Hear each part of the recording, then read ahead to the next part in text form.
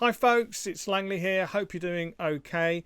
If you don't know me, I'm the Superintendent Methodist Minister covering the Peterborough Circuit of Methodist churches, which is a bit of a mouthful. But the point is that since the beginning of lockdown, we've been very focused on encouraging people to live stream, produce online content.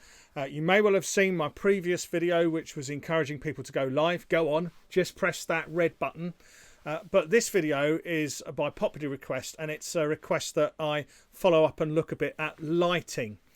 Now, why on earth would you want to think about lighting? Well, the answer to that question is it's not just about making you look flattering. I mean, it's nervous enough as you sit behind the camera, of course, and then you perhaps look back afterwards and think, oh dear, I don't like the way I look. Nobody much likes the way they look or the way they sound. But the point is that one of the things that makes our communication engaging, and we've got a message to share, is people being able to see us clearly. And I'm going to give some examples here about how we can light ourselves properly so that people can see our eyes, and also those who can lip read us properly, in order to ensure that we're as engaging as we can be. It's more a case of not allowing the lighting to distract or make it difficult for people to view. And it really is quite easy to do that. So I'm going to lead you through a set of examples. Some of them are what not to do. And we're going to work right the way through, very briefly, some simple steps about how we might manage our own lighting. The first thing I want to say is not actually about lighting. It's about where you position the camera. Well, the two are kind of are closely related, as you'll see. But one of the first things that I see happening where I think, oh, that's less than ideal, is the world famous laptop shot. I call this the laptop classic, where you have a poorer camera angle that looks up towards the subject. So if you're using a simple webcam within a laptop, my suggestion is that you stick it on a set of books, so that and you angle it in such a way that the camera angle is looking down on you rather than up on you, because if it looks down on you, it's going to give you a lovely picture of your three chins. Well, I'm not sure if that really disturbs anyone else, but it'll certainly disturb you. So the camera angle is absolutely key. If you change the camera angle and you move to a high angle, you get something very, very different. Now, in this case, I've used a smartphone just to demonstrate the effect, but it doesn't really matter whether you're using a smartphone or a web camera. I mean, you can see the difference. I've called this one hiding the three chins. Preferred camera angles to look down on your subject. It's much more flattering. Also notice how that changing camera angle captures the light that's coming off my eyes, and you've got those catch lights in my eyes. Admittedly, this is a lit studio, but nonetheless you can see the difference. The only thing I've changed there is the camera angle. So you can choose for yourself whether you want the three chins which are going to wind you up, or whether you want the improved camera angle. So the number one rule I would start off with people using webcams, if you're on Zoom and stuff like that, is to angle the webcam properly. In worst case scenario, you'll end up with a picture not only of your three chins, but also of the ceiling that you have in your room. And it can be made even worse than that, because you can actually be focusing on a light source, and that means that you go dim. We'll look a bit about that later. One of the main things to understand is how light behaves. I don't know if you realise it, but when you think about it, think about the light in the morning. The light in the morning is redder, isn't it? Because you've got sunrise. And then if you notice, the light will go blue during the day, and then it will go to red in the evening. It's to do with the wavelength of light and how far the red light will penetrate. If you think about the spectrum, red comes first, but we'll spare the sort of physics lesson. But it's a really good practice to understand. Just stop and think and try and understand, what is the light doing? How is the light behaving? And so we've got this picture here. This is just some ornaments that are on my kitchen windowsill. And I photographed these deliberately against a backlight. So the light is coming from behind the window, and you can see some things happening. First thing is we're capturing the shadows, and notice how we call these harsh shadows, okay? As opposed to soft or diffuse lighting. A direct light will give you harsh shadows. Now, I know this sounds obvious, but we don't often kind of bear this in mind properly when we put our photography into practice. Okay, and you can also notice some other things that are going on if you look carefully. Firstly, although the subject's lit, you can't actually see very clearly what the detail is on the front of the scene. You can only it's backlit, and so there's no detail from the front. The second thing is because how the window is working. Also, I'm reflecting, if you look very carefully, in the window. So how does this translate into everyday life? Well, I took a picture of myself. Here it is. And this is another kind of common sort of mistake folks tend to make. You photograph yourself against a window. You're thinking there's some natural light in there. I'll take a quick cheeky shot, and there you go. And you can see the problem there just illustrated. The first thing is that the light is quite harsh. It's coming through the window. And that means that the camera is struggling, whether it's a video camera or a stills camera, it's struggling to hold all that detail in. So what it's actually done is that the sky is blown out. There's no detail in the sky whatsoever. And I am stood with my back to the light, so I'm in shadow. And so what happens is my face cannot be seen. Well, it can be seen, but not very clearly. It's actually a bit of a strain. I mean, you think about the times when you've been in public and you've had the light shining right at your eyes and you can't make out what's going on.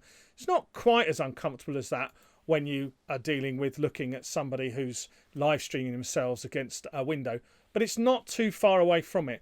But also the picture quality tends to be lower because the camera is struggling to deal with the tonal rate, the contrast range between the light and the shadow. So there we go.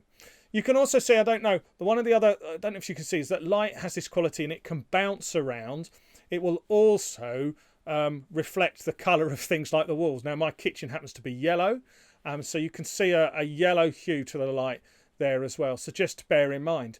Now, you know, we might look at this and think, well, that's obvious, but I think the number of people that I kind of see who are perhaps on a webcam, sat on their laptop and they've got the light behind them. The other problem that you can get is that people twig, oh, I don't want the harsh light, and they'll light themselves from the side, as you can see in that sort of picture there. They light themselves from the side, which it partly can remove the problem, but you can see if you look to the right hand side of my face as you view it, that just as the sky detail was blown out, the right hand side of my face is blown out and is merging with the cabinet. Also, you can see, and I do apologise for this, I had an unfortunate shaving incident this morning, and that harsh light has very nicely just highlighted that one for everyone. But to be honest, that would be there anyway. But you can see the problem illustrated as well. You've got a very strongly lit side of one side of my face with quite harsh light, and then you've got a lack of detail on the left hand side of my face. There is a way of solving that, although in this particular instance, if the light is looking this harsh on one side and it's blown out, you need to immediately move anyway.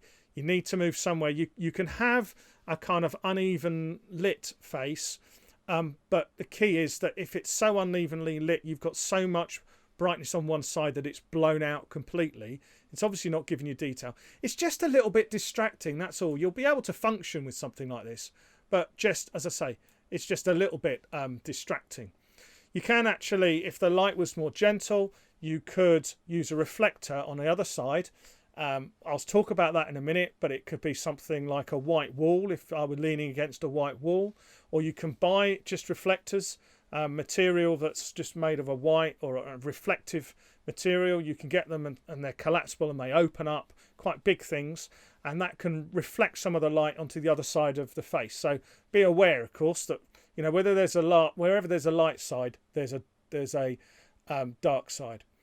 So even though the lighting's a little bit harsh and a little bit challenging, there is a solution here, and that's it. And the thing I would say to you is always remember the subject need to be lit, and so you need to be in the light, and you need to be. It doesn't necessarily have to be evenly lit. In fact, if the light is too even, you can look a bit like a passport photo, but you don't want it to be too contrasty.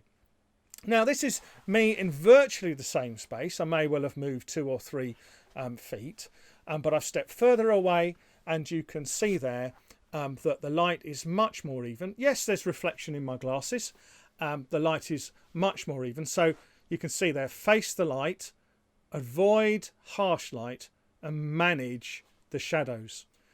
Now that's really a golden rule, I would say, for anyone. I was a professional photographer. I photographed conferences and large-scale events, and also activities taking place in the life of the church, and also I photographed in the charity sector in housing and care as well.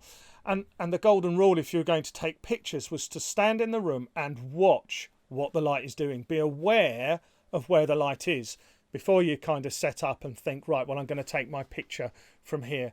All those golden rules kind of rolled into one. Face the light, stand in the light, avoid harsh light, and manage the shadows. You can manage the shadows sometimes just by moving to a different location. And you can see that the difference there is that I am relatively well. I'm not too worried about the background. This is just for illustration, but the background is less distracting because it's darker and we're not drawing our attention to it.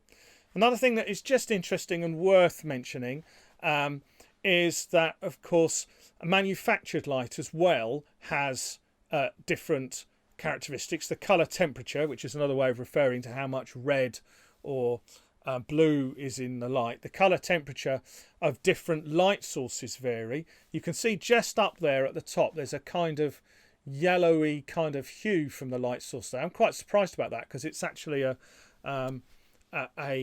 long tube light rather than a tungsten light, but nevertheless it's come out sort of quite yellow. So the words of advice when you're kind of thinking about avoiding harsh light, also think about the colour of your light sources as well. Because if you have natural light and then you have an additional light source, say in a lounge, that will kind of clash. Most of the time it's not a problem, but sometimes it can make life very difficult. If you've got two different coloured light sources, your camera can struggle to work out, well, what is true white, so to speak. But just bear that in mind. So face the light, avoid harsh light, and manage the shadows. So those are some very, very basic lessons, and I thought I just might have a little bit of fun with you, just as we think about how we manage the light, how other ways in which we can manage the light. And the first thing I would say is that it's well worth investing in a reflector. Now, there's a giant reflector here, and things are going to get a little bit crazy just as we just play about with light and see what's happening. And I'd encourage you, whether you're using, electric light sources, or whether you're using natural sunlight, to have a play about with the light and find the best kind of position in which you can be photographed or you can photograph somewhere else. Because there's nothing worse than taking somebody else's photograph and finding that you've hashed it up, or you could have done so much better, or you've got an irritating lens flare or something like that, which means you need to go back and do it again, or it's just plain distracting. So we're going to talk about managing the light, and we're going to talk about reflectors first. Another thing that's very interesting here just to point out, and that is you'll notice that this picture, the top half, looks slightly underexposed. The giant thing I'm going to show you in a minute is a kind of reflector. It actually collapses up. But you'll notice that I'm underexposed on the top half, and that is because the camera is trying to work out how to expose everything properly, and it's adjusted the exposure for the white in the filter in the reflector here. That's why that's happened. So bear in mind that if you've got a scene where there is a lot of bright white, snowy scenes are one for it. Wedding scenes can be a bit of a disaster as well. That managing the contrast can be difficult. There are ways around that, and it's probably sort of beyond this. But just to be aware that just to be aware that you may well again need to make some adjustments for or change your position, because if you've got extremely bright light, whether it's coming off and reflecting off an object or coming through a window, it could cause you problems. But yeah, I thought we'd have a little bit of a play. If that's all right, we'll have a little bit of a play, and I'll firstly talk about a little bit about reflection and light. So what we're going to do is, I'm in the studio here, and I'm just going to turn my light source around. Okay, so that's one light source around. There are two sources of light. Okay, and the first thing to say is, if you're looking to generate an appealing image, a flattering image, the best sources, the best place in which you can station your light, or if you're outside, the best time to photograph during the day is not when the sun's directly overhead, but when it's at about sort of 45 degrees to you. So the sunset is known and the sunrise is known as the golden hour, for example, because of the quality the light brings. But as the light source is around at your sort of 45 degrees and roughly 45 degrees up, you're getting a more flattering light, and as the light comes higher, the shadows become sharper, and if you've ever photographed during the middle of the day outside on a summer's day, you'll find that you get these horrific kind of shadows. Okay, so don't go thinking that photographer's delight is that big ball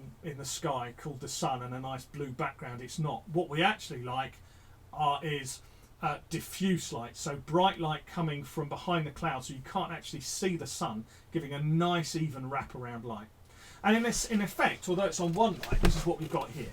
Okay, to my right, I sort of show you I have a soft box, which is like a regular light in a box, and it's pointing through some translucent material which causes the light to scatter rather than being directional in one direction. So if you get directional light, you get harsh shadows, and that produces this lovely kind of wraparound effect.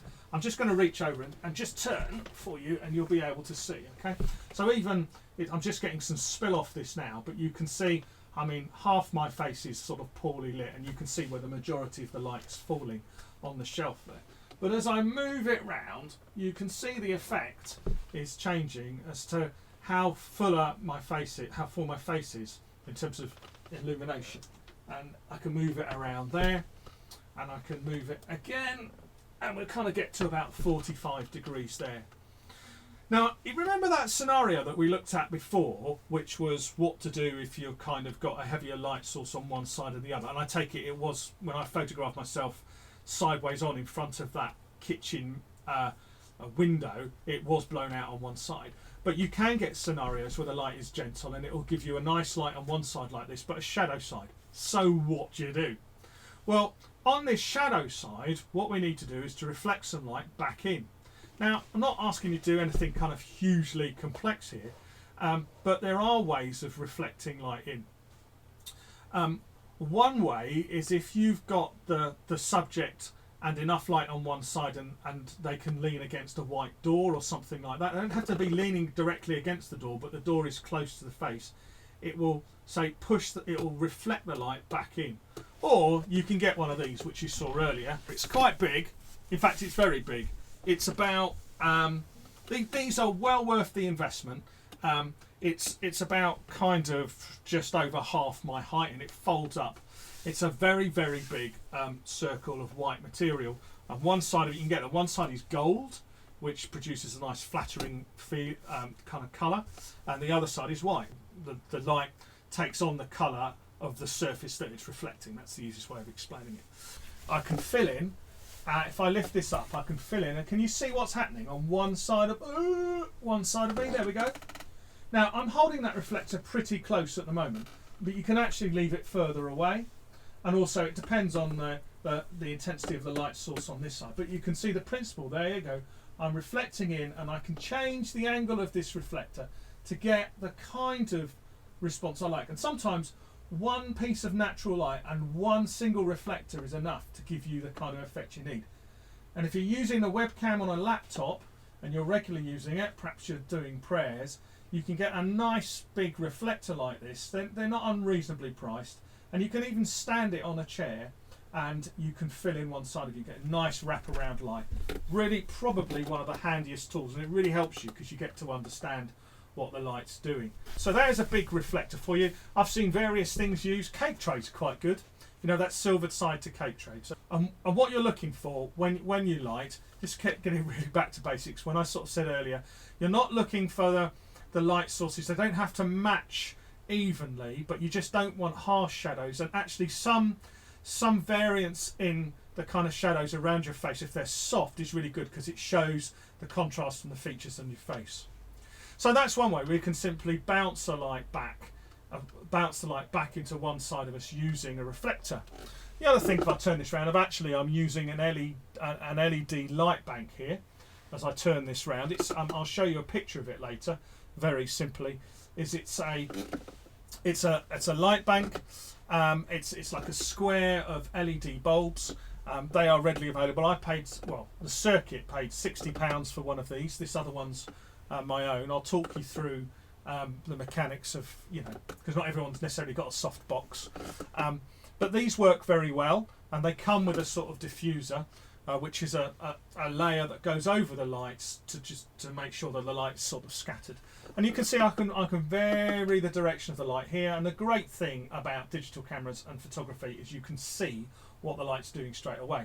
Now what I'm after it to do is to light the other side of my face, but I don't want it to overlight the background. You can see there, I don't want to overexpose that. I want to make that nice and even in the background, and I just need a little bit. And I'm still not 100%, but I'm asking, can I see my eyes? And I can. And with this particular setup, I've got a light here and a light to one side. There are whole variations in lighting. If you're ever in doubt, two lights, one either side, 90 degrees to each other, so 45 degrees one side, 45 degrees the other. Start with them up, looking down, and then what you may want to do is just lower the power of one light, so it gives you a kind of refined it gives you a nice contrast. Otherwise, you'll look like a passport photo. Reverend Langley's secret hints: if you are having a kind of passport photo done, and because they're terrible, because they're just like straight in your face. And make you look like a ghost, is to pop a piece of paper underneath your chin. And obviously I'm sat a bit high for this, but can you see the difference if I'm just taking a piece of paper, put it under my chin? There you go. Where's my three chins gone, as well as the camera angle? And that can make the light a little bit flattering for you if you are ever stuck in a photo booth and worried about it. So that, I don't know. There you go. So there we are. Oh, right. And finally, just to sort of sum up about some of the options, I thought it might be helpful just to walk through this. So some of the options out there, if you're willing just to spend a little bit more money, just so that your face can be clearly seen, people can lip read you, and your eyes are clear. We communicate so much through our eyes. On the left top one is, yes, that is an LED bank. You can get those for around, I got mine for around £60. A couple of those will do a very good job, or you just need one and a reflector. You can easily seek those out online. There are also kits that are available that involve a softbox. Now, I tried to explain the softbox earlier, but on the right hand side is the picture of the softbox there. Okay, so you can't see what's behind it, but basically there's a light there. It's a constant light source, and it's coming through a square of light nicely diffused. Now, one of the things that has been a real revolution kind of for me is that I used to use flash bulbs before, what we call modelling lights, which were quite high wattage standard lights that used to sit in the light housing when we were taking photographs. And what would happen is that you would have these modelling lights on full, and it would give you an idea of where the shadows were going to fall, and then you would take a light meter of your subject, and you'd estimate how much power you needed to come through the lights, and then there'd be a big flash. So before, certainly with camera lighting, as remains the case, we would use quite powerful flash bulbs in order to get the amount of light we need to control the depth of field, for example, which is the amount of the shot that's in focus from front to back. But in terms of using a webcam or videoing yourself, you don't actually need a huge amount of light, although it's worth remembering that as the power of a light source drops off very quickly. So what's happened here is that I'm using an old set of bulbs. Sorry for the break there, as the mirror, that's the camera just making an adjustment. I'm using an old set of light housings, but I've got new energy efficient LED bulbs in there, and I'm just using the modelling lamp setting for those who are interested. This on the left hand side is a standalone LED unit, so it is possible, if you've got some old photographic equipment, to dig that out and try it. There's plenty of forms available, but you can go and you can buy an LED bulb far cheaper, and you need to look at the comparative wattage, because LED bulbs tend to, of course, be a lot brighter than standard household bulbs. But I've managed to source ones just from my local supermarket, or you can go to your hardware store, and and managed to source one on the right here, which is plenty adequate for what I need. Obviously, a lot more depends on the camera setup you're using, but I commend that to you. So just to go back and reflect your LED kind of setup, your light bank on the right hand, a sort of softbox. Don't forget your reflectors. You can use natural bulbs. Now, I have seen kits available on the internet. I don't know enough about them, but I can see that you don't have to invest a huge amount of money, and you could well be surprised and encouraged by the results. I would say have a look at the forums and the reviews from people who are trying to use this. But I hope that's helpful as we think about how we go about and controlling the lighting, and above all producing an image that is the least distracting. You know, as I do want to underline that I'm not interested so much into sort of, you know, presenting us as a good example of modelling, you know, says he, having had his little accident this morning with his razor. But we are interested in producing good, clean, quality images where people are able to see our eyes, because our eyes communicate a lot, where people are able to lip read, and where people aren't straining to see us because they're dealing and balancing with other light sources in the background. So, to be encouraged, I'll run through it just all again. Okay, so the cardinal sin is the laptop classic, poor camera angle looking up towards the subject, showing you 2 or 3 chins in my case. Okay, and I look a bit grumpy there, I'm not surprised. Beyond that, we change the camera angle, have the camera looking down at the subject, and those 3 chins have disappeared. Isn't that amazing? I mean, who ever thought of it? Some people, you know, pay thousands of pounds to go on diets to do that. I can do it in 1 second. I can do even more with Photoshop, but we won't even go there. So generally, looking down at yourself, put your webcam in your laptop, put it on a set of books, and have it tilted down ever so slightly. Okay, or you can get a separate webcam, plug it into your laptop, mount that on a tripod, but it's readily available, and that will do the job for you as well. Be careful about backlighting. Don't backlight because you won't be very clear, as you can see, and we can't actually see the person's eyes in that instance. Think about how light behaves. Think about the hard light and the soft light, and remember the soft light is what we're after. It's about where you put the subject in relation to your right. One of the common problems is strong side lighting, and this was probably not redeemable, but if I took a couple of paces to the left, that light would be less harsh falling on me, and I may well be able to balance out the light on my right hand side with a reflector. So face the light, make the light fall on you, avoid harsh light, and manage the shadows. Think when you walk into a space or the space you're using, just a couple of minutes, where is the best place to put myself? You can manage the light using reflectors, and one of the most basic things you can use is a simple collapsible reflector. Those are easily available. You can pop it on a chair, makes all the difference in the world. And then don't forget, there are some affordable light options that you can look at that will make all the difference, and some of them will work outside as well, with a, you know, if you've got a portable unit. But I pray that's helpful. I hope that's helpful, and it's been a challenge, but it's been a pleasure to put this together. If you found it helpful, don't forget to follow us, add something into the comments. I am available if you want to get hold of me just for any advice. I obviously can't make recommendations specifically on particular brands. Apologies that the sound's gone down a little bit since I moved the microphone and was explaining for the last time, but indicates on here that you shouldn't have too much of a problem. So anyway, thanks a lot. Look after yourselves, and every blessing. Let's remember we've got a message to share. Be brave, press the red button, but also let's think carefully about how we're lighting ourselves so we can be seen as well. God bless.